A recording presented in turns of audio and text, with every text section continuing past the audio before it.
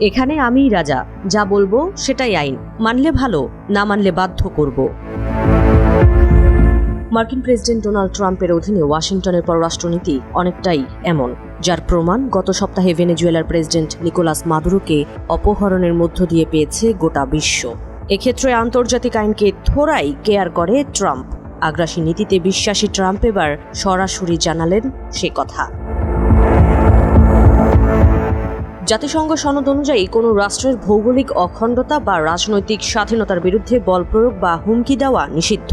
অথচ গত সপ্তাহে সেই সনদকে বৃদ্ধাঙ্গুলি দেখিয়ে ভেনেজুয়েলার প্রেসিডেন্ট নিকোলাস মাদুরোকে তার দেশ থেকে তুলে নিয়েছেন ট্রাম্প, যা জন্ম দিয়েছে তীব্র সমালোচনার।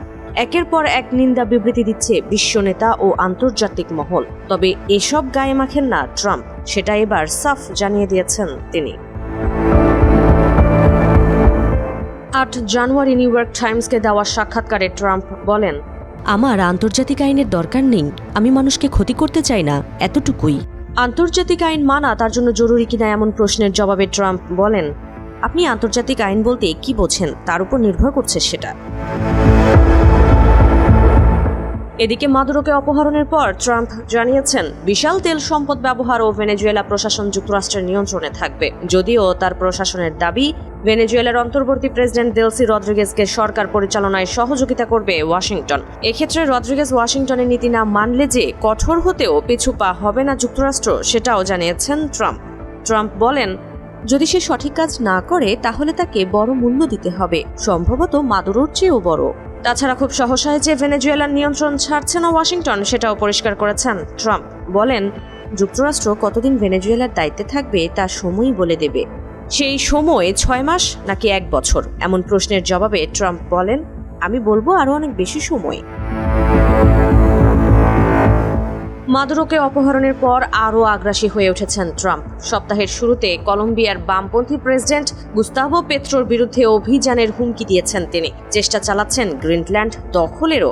এর আগে ইরানে পারমাণবিক স্থাপনায় বোমা হামলাও চালিয়েছেন মার্কিন সেনারা, যা ইঙ্গিত দিচ্ছে ভবিষ্যতে আরও আগ্রাসী হওয়ার। এক্ষেত্রে ট্রাম্পের ঘনিষ্ঠ সহযোগী স্টিফেন মিলার উল্টো দ্বিতীয় বিশ্বযুদ্ধের পর গড়ে ওঠা আন্তর্জাতিক ব্যবস্থাকেই কাঠগড়ায় দাঁড় করিয়েছেন।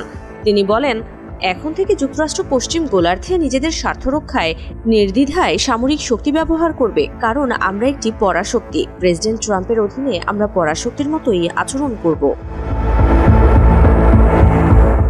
ট্রাম্প প্রশাসনের এমন পররাষ্ট্রনীতিকে জোর যার মুলুক তার নীতি বলে কঠোর সমালোচনা করেছেন জাতিসংঘের বিচারক ও আইনজীবীদের স্বাধীনতা বিষয়ক বিশেষ প্রতিবেদক মার্গারেট স্যাটারথওয়েট ও ম্যানচেস্টার বিশ্ববিদ্যালয়ের আন্তর্জাতিক আইন বিশেষজ্ঞ ইউশরা সুদেই।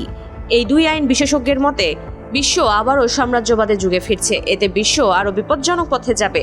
তখন অন্য দেশগুলো একই ধরনের আচরণ করার সাহস পাবে। তাইওয়ানকে পুরোপুরি নিয়ন্ত্রণের চেষ্টা চালাবে চীন। ইউক্রেনে আরও আগ্রাসী হবে রাশিয়া।